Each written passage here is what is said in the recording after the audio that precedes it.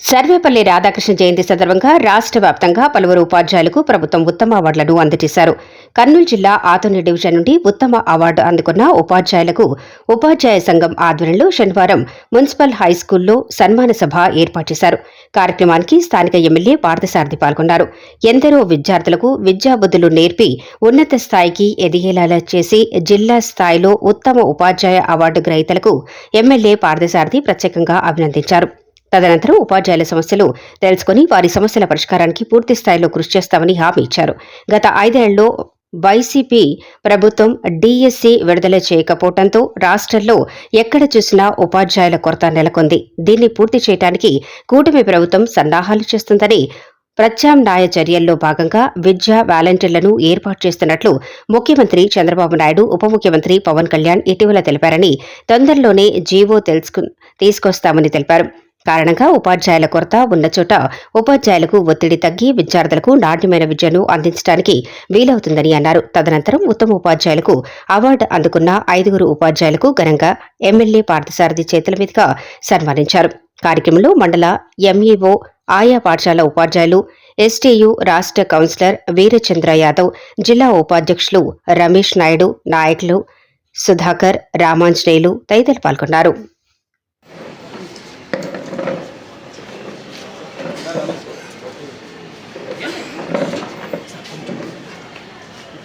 Sir అట్లా sir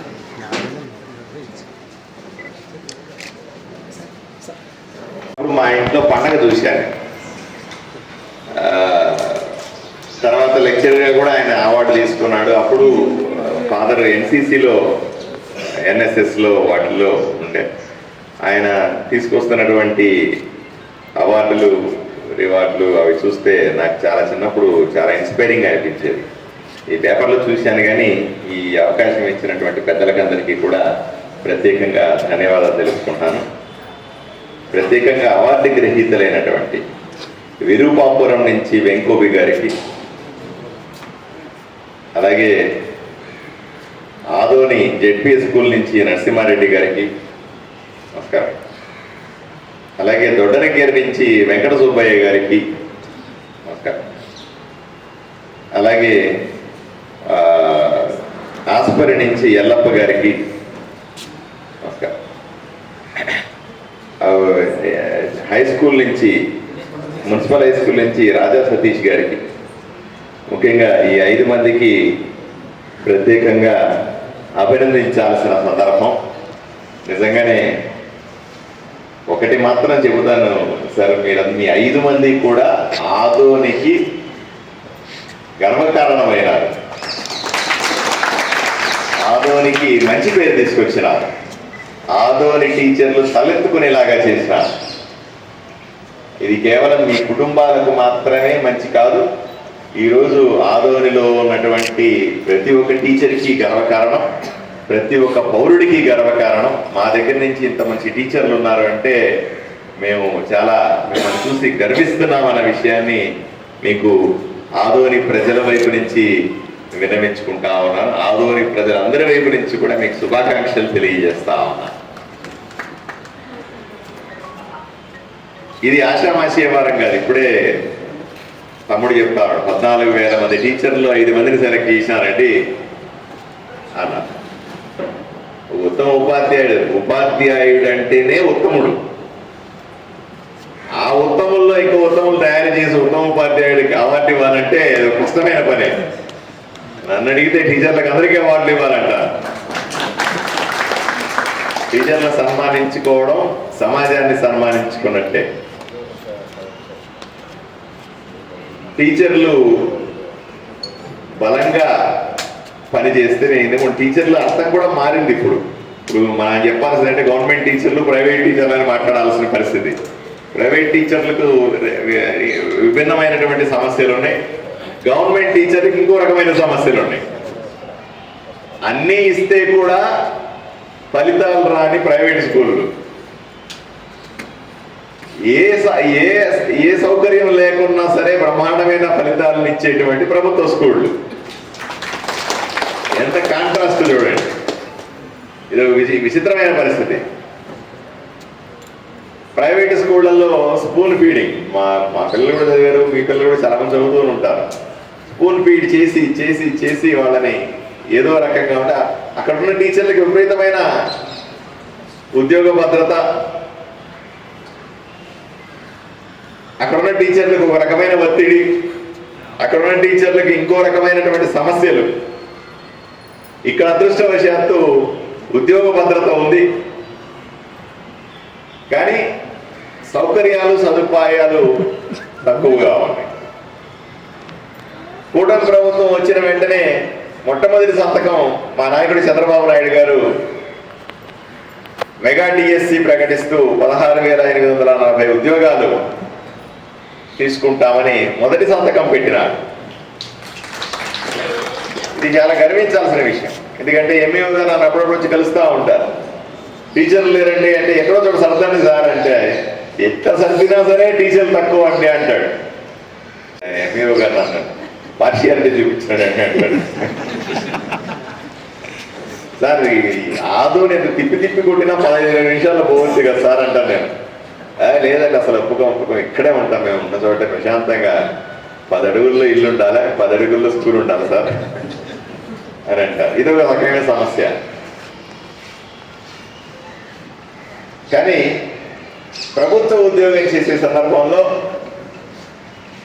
ప్రభుత్వ ఉపాధ్యాయుడిగా ఉన్న సందర్భంలో పర్ఫార్మెన్స్ చేయడం అనేది కత్తి మీద సామే. నేను భాస్కర్ నాయుడు గారి స్కూల్కి వెళ్ళాను, రమేష్ నాయుడు గారి స్కూల్కి వెళ్ళాను. స్కూల్కి వెళ్తే ఆయన చెప్పాడు 400 సుమారుగా 800 టీచర్ స్టూడెంట్స్ ఉన్నారండి, వాళ్ళలో అత్యధిక మార్కులు 550 వచ్చిన వాళ్ళు 3 ఉన్నామని మెడల్ వేయించారు. ప్రైవేట్ స్కూల్లో అయితే క్లాస్కి 40 మంది 50 మందిని పెడితే 15 మంది టీచర్లు. ప్రభుత్వం సీరియస్గానే దృష్టి పెట్టింది. కొత్తగా డిఎస్సి ప్రకటించింది, మళ్ళీ ఎగ్జామ్స్ అయ్యి కోర్టు కేసులు ఏమి లేకుండా ఉంటే అన్ని చక్కగా జరిగితే సంవత్సరం పడితే వాళ్ళు మళ్ళీ స్కూల్లో చేరడానికి టీచర్లుగా. కనీసం ఈ సంవత్సరం అయినా సరే ఏదో రకమైన అడ్జస్ట్మెంట్లు చేసుకొని మీరే పక్క స్కూళ్ళకి వెళ్ళి, స్కూల్ లేని చోట, ఉపాధ్యాయులు లేని చోట. మొన్ననే చంద్రబాబు నాయుడు గారు ముఖ్యమంత్రి గారు విద్యా వాలంటీర్లు కూడా పెట్టుకోండి అవసరమైతే అని పర్మిషన్ ఇచ్చినట్టున్నారు. వచ్చిందా మీకు ఇంకా జీవోని? రాలేదు, వస్తుంది ప్రపోజల్లో. వస్తే కనీసం విద్యా వాలంటీర్లు అన్న పెట్టుకొని మీకు సపోర్టివ్గా, మీరు ఒక క్లాస్ చెప్తే వాళ్ళ దగ్గర 1-2 క్లాసులు చెప్పించైనా సరే కొంత సపోర్ట్ చేస్తే ఉద్యోగాలు సృష్టించినట్టు ఉంటుంది, అక్కడ ఉన్న కొరతను తీర్చినట్టు ఉంటుంది. కాబట్టి ఈ 2 విషయాల్ని దృష్టిలో పెట్టుకొని ఆదోనిలో ఉన్నటువంటి స్కూళ్ళన్నింటి కూడా 126 స్కూళ్ళు ఉన్నట్టుగా ప్రభుత్వ స్కూళ్ళు నా దృష్టిలో ఉంది. వీటన్నింటిలో ప్రతి వసతుల గురించి, ఇక్కడ ఉన్నటువంటి సమస్యల గురించి నేను ఎంఈఓ వాళ్ళతో టచ్లో ఉన్నాను. ఎప్పటికప్పుడు ఎవ్రీ 2 మంత్స్కి ఒకసారి రివ్యూ కూడా చేస్తాను. సడన్గా విజయవాడ వరదలు రావడం, అక్కడ అడ్మినిస్ట్రేషన్ అంతా ఇరుక్కుపోవడం, విజయవాడలో ఉన్నటువంటి ఆఫీసర్ని మనం కదిలించలేకపోవడం, ముఖ్యమంత్రిని ఉప ముఖ్యమంత్రి గారిని ఏమి గట్టిగా మంత్రుల్ని గట్టిగా ఏం అడగలేకపోవడం కూడా ఇప్పుడు వచ్చిన సమస్య నాకు. లేకపోతే నేను విజయవాడకు పోయి మీరు చెప్పిన డిమాండ్లన్నీ పెట్టి వాళ్ళని సతాయిద్దును, ఏదో రకంగా సాధించుకొని వద్దును. కానీ అక్కడ కూడా సమస్య ఉంది. వరద బాధితుల కోసం నేను జోలు పెట్టి తిరుగుతా ఉన్నాను. ఇప్పుడు మీరు చూశారో లేదో సోషల్ మీడియాలో తిరుగుతా ఉన్నాను. చాలామంది వచ్చి ఉదారంగా వాళ్ళు సాయం కూడా చేస్తా ఉన్నారు. ఈ వరదలు కొంచెం తగ్గి, ఎందుకంటే సుమారుగా 5 లక్షల మంది నిరాశ్రయులైనారు. 2 లక్షల కోట్ల రూపాయల ఆస్తి నష్టం జరిగిందని అంచనా. 2 లక్షల కోట్లు అంటే సుమారుగా ఒక సంవత్సరం బడ్జెట్ ఆంధ్రప్రదేశ్కి. ఉన్నవాడు లేనివాడు, రూపాయి సంపాదించగలిగినాడు సంపాదించలేనివాడు, రోజు పని చేసుకునేవాడు, రిక్షా దొక్కేవాడు, ఆటో దోలేవాడు, వాడు వీడు అని తేడా లేకుండా అందరూ రోడ్డు మీదకి వచ్చేసారు. ఇప్పుడిప్పుడే మళ్ళీ మన ప్రభుత్వం ఆ ఇళ్ళని కడిగి వాళ్ళకి ఇస్తామని ఆదోని నుంచి కూడా మనం 150 మంది పారిశుద్ధ్య కార్మికులను పంపించాం, ఇంజనీర్లు పంపించాం, పోలీసులు పంపించాం. ఇక్కడి నుంచి సపోర్ట్ కోసం వాళ్ళు ఇప్పుడిప్పుడే మళ్ళీ తిరిగి వస్తున్నారు వెనక్కి. పరిస్థితులు చక్కపడంగానే ఇక్కడున్న స్కూళ్ళ పరిస్థితి గురించి, ఇక్కడున్న ఉపాధ్యాయుల కొరత గురించి, ఇక్కడ మీకున్న సమస్యల గురించి తప్పనిసరిగా ముఖ్యమంత్రి గారి దృష్టికి, ఉప ముఖ్యమంత్రి గారి దృష్టికి తీసుకెళ్తాం. ఇక్కడ జరుగుతున్న అభివృద్ధి వేగవంతం చేయమని. స్కూల్ సగంలో ఆగిపోయింది, పైన కనబడతా ఉంది. అలాగే మిగతా వసతులు సదుపాయాలు కూడా ఇబ్బందిగా ఉంది. వీటిలన్నింటినీ సరి చేసుకోవాలి. తప్పనిసరిగా రాబోయే రోజుల్లో ప్రభుత్వం సహకరిస్తుంది అన్ని రకాలుగా. ఎందుకంటే కూటమి గెలవడంలో 100కు 100% టీచర్ల సహకారం కూడా ఎంతో ఉంది. ఈరోజు నేను ఎమ్మెల్యే అయినానంటే తప్పనిసరిగా మీరందరూ కూడా ఎక్కడో చోట ఒక తల చేసి ఉంటేనే నేను ఎమ్మెల్యే అయినాననే కృతజ్ఞత నాకుంది. నేను తప్పనిసరిగా మీకు రుణపడి ఉన్నాను. కాబట్టి తప్పనిసరిగా టీచర్లకు సంబంధించిన సమస్యలు మాట్లాడటంలో, స్కూళ్లకు సంబంధించిన సౌకర్యాలు మెరుగు చేయడంలో 100కు 100% నేను మీ ముందుంటానని, మీ వైపున నిలబడి ప్రభుత్వంతో మాట్లాడతానని, మీకు న్యాయంగా రావాల్సిన డిమాండ్ల పట్ల ప్రభుత్వంతో పోట్లాడతానని ఈ సభాముఖంగా తెలియజేస్తూ ఈ అవకాశం ఇచ్చిన మీ అందరికీ ధన్యవాదాలు తెలియజేసుకుంటున్నాను. మండలంలో ఆదోని మరి మన శాసనసభ్యులు డాక్టర్ పార్థసారథి వాల్మీకి గారు అమూల్యమైన సందేశం ఇచ్చినందుకు కృతజ్ఞతలు తెలియజేస్తున్నాం. మరి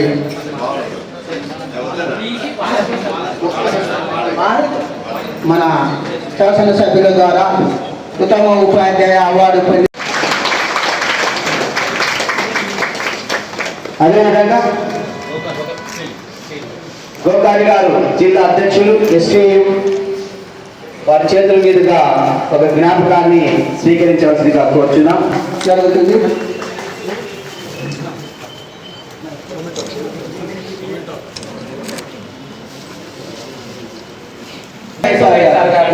సార్ చెయ్యి పైకి అవుతారు సార్, పైన కూడా కనిపిస్తున్నాయి. నెక్స్ట్ రాజా సతీష్ గారు.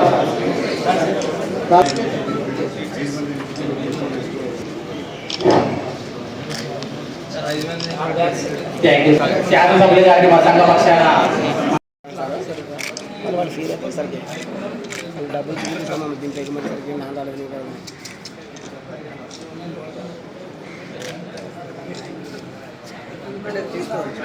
Sir okay sir.